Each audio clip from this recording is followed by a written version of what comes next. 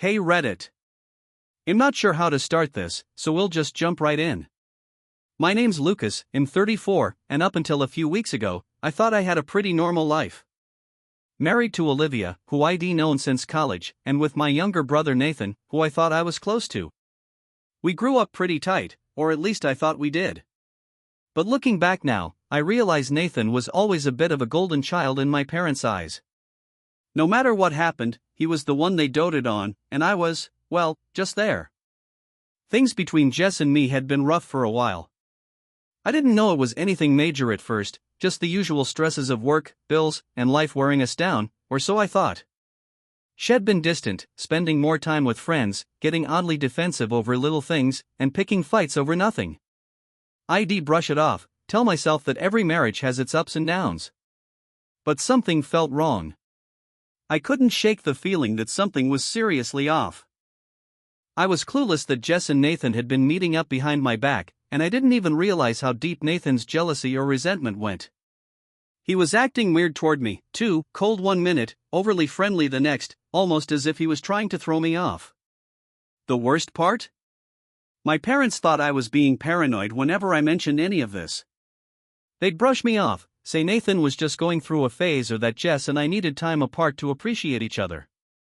Looking back now, the warning signs were all there, but I ignored them. Little did I know, my whole life was about to unravel, piece by piece. So one night, Jess told me she'd be out late with her friend Emma. She even threw in some extra detail about how they were planning to go to a new wine bar across town. Normally, I'd just say, okay, have fun, but something didn't sit right this time. Maybe it was because she seemed to be lying so easily, or maybe it was the way she wouldn't look me in the eye. About an hour after she left, I started to feel uneasy. It was like every nerve in my body was telling me to do something about it, even though I knew I'd look like a jealous fool if I was wrong. So, against my better judgment, I grabbed my jacket and drove to that new wine bar. When I got there, it was packed. I looked around, feeling like an idiot as I tried to spot Jess or Emma. And then, after a few minutes of searching, I realized there was no sign of her. My gut sank. On a whim, I checked the Find My app on my phone. She and I had shared our locations ages ago, mostly for convenience. And that's when I saw it, her location was nowhere near the wine bar. She was parked outside a small, private restaurant across town. My mind was racing. Who was she meeting? Why lie to me? I drove over there and parked a little down the block, trying to collect myself. I could see her car, and just as I was about to turn back and head home, I saw them. Jess and my brother, Nathan. They were sitting together in a corner booth through the restaurant window, laughing and leaning in close, like they'd done this 100 times before. I felt like the ground had just dropped out from under me. I watched them for a few minutes, completely frozen. It was like my mind couldn't process what I was seeing, my wife, with my own brother, acting like I didn't even exist. It was then that I realized my gut had been right all along. I'd been too trusting, too blind to see the betrayal that was right in front of me. I barely remember the drive home. My mind was racing, and I couldn't decide if I was more hurt or angry. All I knew was that I had to confront her, make her explain herself, somehow understand why she'd do this. I waited up, trying to keep my cool, though it felt impossible. She finally walked through the door close to midnight, and the second I saw her, I knew I wouldn't be able to hold back. I asked her, "How was your night with Emma?" She didn't even flinch, looked me dead in the eyes and lied again, saying it was great, just a girls' night. I couldn't believe it. I told her I'd gone by the wine bar and didn't see her there. That was the first time I saw her crack. She stammered a bit, saying they'd moved to another place. But before she could dig herself deeper, I cut her off and told her I'd seen her with Nathan. Her face went white, and for a split second, I thought maybe she'd feel guilty, maybe she'd apologize or show some regret. But instead, she did something that floored me. She got angry. She started accusing me of stalking her, saying I was being controlling and that I was the reason she needed space in the first place.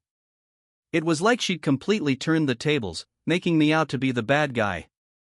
I couldn't believe what I was hearing. After everything, she still refused to admit she'd done anything wrong. She claimed that Nathan was just supporting her, that they needed each other because I was always too focused on work. I tried to stay calm, but her lies kept piling up. I told her she had to be honest with me, no more games, no more blaming me. Finally, after a lot of back and forth, she admitted they'd been seeing each other. But she made it sound so casual, like it was no big deal. She even had the nerve to say she didn't think it would hurt me this much. At that moment, something inside me broke. I realized I'd been holding on to a version of her that didn't exist anymore, maybe never existed. I trusted her with everything, and she'd thrown it all away, acting like it was nothing. The next day, I was still reeling. I couldn't sleep, couldn't focus, and my mind kept going back to that moment in the restaurant and the way Jess had lied right to my face. As if things couldn't get worse, I knew I'd have to tell my parents. They'd always been close to Nathan, almost coddling him, but I thought even they would have to see that what he did was crossing a line. I was wrong. When I called my parents and told them everything, how Jess and Nathan had betrayed me, their response was unexpected, to say the least. At first, my mom was quiet, and then she just sighed and said, "Lucas, maybe you're overreacting a bit. Relationships are complicated. Maybe you weren't paying enough attention to Jess, and she needed someone to be there for her." I couldn't believe what I was hearing. They were acting like I was the one to blame, like somehow it was my fault that my own brother had slept with my wife. My dad chimed in, too, saying things like, "Nathan's been through a lot, maybe he needed someone to confide in." It was as if they were bending over backward to justify Nathan's actions, while completely ignoring the pain I was going through. After a while, I just stopped trying to explain. I realized they weren't going to see it my way, and honestly, it felt like I'd lost not only my wife and my brother, but also my parents in one fell swoop. The betrayal cut deeper than I'd thought possible. It felt like my entire family had turned their backs on me, rallying around Nathan as if he was the victim. The conversation ended with my mom saying, "You and Jess just need to work through this." Nathan was only trying to help her, and things got out of hand. I hung up, numb, wondering if they'd ever really seen me or cared about what I was going through. That was the moment I knew I was truly on my own in this. In the days that followed, I felt like I was living in a fog. Jess was still at the house, acting as if everything was normal, like she hadn't completely shattered my trust. I think she assumed I'd eventually get over it or just move on because it was just sex, as she put it. She'd occasionally try to talk to me, usually giving some half-baked excuse for why she needed Nathan, and how it wasn't personal. I started avoiding her as much as possible, not trusting myself to hold back the anger and bitterness building inside me. Nathan had the nerve to text me, too. He actually wrote, "Hey man, I'm sorry things got weird, but just needed someone to talk to. I didn't mean to hurt you." I couldn't believe the lack of remorse. He acted like he'd just borrowed a tool from me without asking, not like he'd betrayed his own brother. The absolute gall of it left me speechless. Even though I'd lost almost everyone I trusted, I started reflecting on the last few years of my life and seeing things more clearly. Jess's lies weren't new, she'd just gotten more brazen over time. I thought about all the times she'd been late, all the times she'd gone on girls' nights or weekend trips with friends, and I realized those little moments I'd brushed off were probably filled with lies, too. The more I thought about it, the more I realized how often I'd put everyone else's feelings before my own. I'd always let Nathan get away with things, always forgiven Jess for her coldness, all because I wanted to keep the peace. But now, I was done. Done feeling like I was in the wrong for caring, done making excuses for people who'd shown they didn't care about me. For the first time, I allowed myself to feel everything fully, the betrayal, the hurt, the anger. I didn't hold back, and honestly, that release was the first step toward clarity. I knew that I needed to take action, that this wasn't something I could just live with or sweep under the rug. Once I'd accepted that things would never go back to normal, I knew I had to make some hard decisions. I couldn't keep living under the same roof as Jess, pretending like things were okay. I wanted her out, and I wanted to cut ties with Nathan, too. But I knew my family wouldn't make it easy. First, I spoke to Jess, told her I wanted a divorce. She acted shocked, as if she couldn't believe I was serious. She tried everything, begging, making excuses, even saying we could start fresh. She blamed our problems on my distance and claimed she had no one else to lean on. Hearing her twist the story only made me angrier. I told her I couldn't trust her, not after everything she'd done with my own brother. Then, out of nowhere, she switched tactics. She got defensive and tried to guilt-trip me, saying, "You're really going to break up our marriage over one mistake? You don't know what it's like to feel unloved." As if I hadn't spent years trying to make things work, as if this wasn't something she'd been doing behind my back for who knows how long. I'd never seen this side of her, this manipulative, almost cruel side, where she used my own loyalty against me. After that conversation, it became crystal clear, Jess didn't regret what she'd done, she regretted getting caught. And Nathan? He hadn't even tried to apologize beyond that lousy text. He probably thought that because our parents were on his side, everything would eventually blow over. But I was done with them. I wanted a clean break, and that included distancing myself from my so-called family. My plan was simple: I'd start the divorce process, figure out my options, and cut out the people who'd betrayed me. It wasn't going to be easy, and I knew my family would fight me on it, but staying would mean losing myself entirely. So I contacted a lawyer, began gathering everything I needed to make my exit from this nightmare of a marriage. And even though it felt painful, like ripping away from the life I thought I had, it also felt like freedom. For the first time in a long time, I had control over my own life. As soon as word got out to my parents that I'd filed for divorce, the backlash started. My mom called me immediately, her voice full of shock and disappointment. She couldn't believe I was throwing everything away over what she called a misunderstanding. She kept saying that family sticks together no matter what and that I should have just worked things out with Jess and Nathan. The way she said it, you'd think I was the one who'd betrayed them, not the other way around. My dad chimed in, too, saying things like, "Son, you've got to forgive people. That's what makes family strong." It was like they couldn't grasp the depth of what had happened. To them, Nathan was still the favorite son, and I was just supposed to get over it. I tried to explain, to make them see that I couldn't trust Jess or Nathan anymore, that this wasn't just a minor issue I could forgive and forget.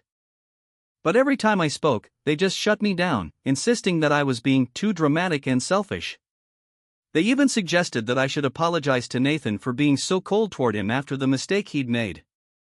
I couldn't believe what I was hearing, their complete disregard for my feelings, their refusal to hold Nathan or Jess accountable. It felt like a betrayal on top of a betrayal. Eventually, I just stopped trying. I knew they weren't going to understand. They'd made their choice, and I had to make mine. It hurt, realizing that my own parents had sided with the people who'd hurt me the most. But I couldn't let that stop me from moving forward. So I cut contact. I stopped answering their calls, stopped letting their opinions weigh me down. I knew this path would be lonelier, but I also knew that staying connected to people who didn't respect me would be worse. It was time to let go, even if it meant losing the family I'd always known. After cutting off contact with my family, I was left feeling like a stranger in my own life. I'd lost my wife, my brother, and now, in a way, my parents, too. I thought I could handle it alone, but the silence was deafening. Everywhere I went, I saw reminders of the life I'd thought I had, photos of Jess and me from better days, texts from my mom asking why I was destroying the family, and a dozen other little things that made it hard to breathe. But I knew I needed to keep going, so I started reaching out to people I hadn't spoken to in a while, old friends, a few coworkers, people who knew me before all of this. It was awkward at first, but soon I realized they were genuinely there for me. They'd been shocked by what I'd gone through and offered support in ways I never expected. They didn't judge, didn't tell me I was overreacting, didn't try to justify Jess's or Nathan's behavior. For the first time in weeks, I felt seen. One friend, in particular, an old college buddy named Jake, became a rock for me. He'd been through a messy divorce himself a few years back, so he knew exactly what I was dealing with. He told me straight up, "You've got to let yourself grieve. This was your life, your family, it's normal to feel like everything's crashing down." Those words hit me hard. I'd been trying so hard to be strong, to push through, that I hadn't let myself just feel. With Jake's support, I started to slowly reclaim parts of my life. We'd go out for drinks, hit the gym, and even sign up for a hiking group to keep my mind off things. And bit by bit, the weight started to lift. I could finally see a way forward, a life where I didn't need validation from people who couldn't respect me. And even though it was painful, I was beginning to accept that sometimes, walking away was the only way to truly heal. Once I was mentally ready, I threw myself into the divorce proceedings. I knew Jess wouldn't make things easy, but I was determined to get through it. True to form, she tried every angle she could think of to manipulate the situation. She acted wounded, telling our mutual friends that I was the one who'd given up on us and painting herself as the victim. It was almost laughable if it hadn't been so infuriating. The worst part was when she actually tried to claim part of the savings I'd built before we'd even married. She argued that she deserved it because she'd been with me through the years I'd built up my career, and therefore was entitled to half of everything. Watching her twist the story to her advantage made me see just how little she'd ever respected me or my efforts. I couldn't believe that I'd once trusted her with my future. But this time, I wasn't falling for it. My lawyer helped me push back, laying out the facts and reminding Jess that she'd been unfaithful, that she'd crossed boundaries that couldn't be ignored. As the proceedings dragged on, I felt a strange kind of strength building inside me. I realized that fighting for myself wasn't selfish, it was necessary. I was done letting people take advantage of my kindness. The process took months, but each step brought me closer to closure. Jess eventually gave up on most of her demands, probably realizing that I wasn't going to cave. By the end, I felt drained but proud. I'd faced down the lies, the manipulation, and the betrayal, and I'd held my ground. The divorce was finally finalized, and with that signature, I felt the last chains fall away. I was free. The months after the divorce were a blur of new beginnings. I moved into a small apartment, which felt like a fresh start, a place that was mine, with no reminders of the life Jess and I had built together. The first few weeks were the hardest. I'd wake up to an empty space, the silence settling over me in a way that was both comforting and overwhelming. But with time, I learned to appreciate the solitude. I had space to think, to breathe, and to really process everything that had happened. I kept seeing Jake, who had become a great source of support throughout the whole ordeal. He'd encourage me to get out of my head, push me to go out and enjoy life again. And slowly, I started to rediscover parts of myself that had been buried for years, the guy who liked to go hiking on weekends, who enjoyed a good beer with friends, who could laugh at the little things. But more than anything, I started to realize how much I had grown through the whole mess. Sure, it was painful, and I'd been burned in ways I never imagined. But I learned that I could stand up for myself, that I didn't need anyone's approval to live my life. Jess and Nathan had taken a lot from me, but they also gave me a hard lesson in self-respect, and I wasn't going to forget that.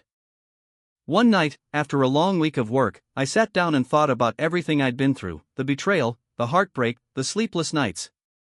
And you know what? I felt stronger. I didn't feel like the guy who had been cheated on anymore. I felt like someone who had fought through the worst, made hard choices, and come out the other side with his head held high. If there's one thing I've learned from this entire experience, it's this: you can't control what others do to you, but you can control how you respond. You can choose to stay in the toxic situation, keep making excuses, or you can choose to cut ties and take control of your life. It's not easy, and it's not pretty, but it's necessary for growth. So, to anyone reading this who's been betrayed, take your time, heal at your own pace, but don't let anyone, not even family, guilt you into staying in a situation that hurts you. You deserve better. And as for Jess and Nathan? I'm done. I don't need them in my life to be happy. I have myself, and that's enough.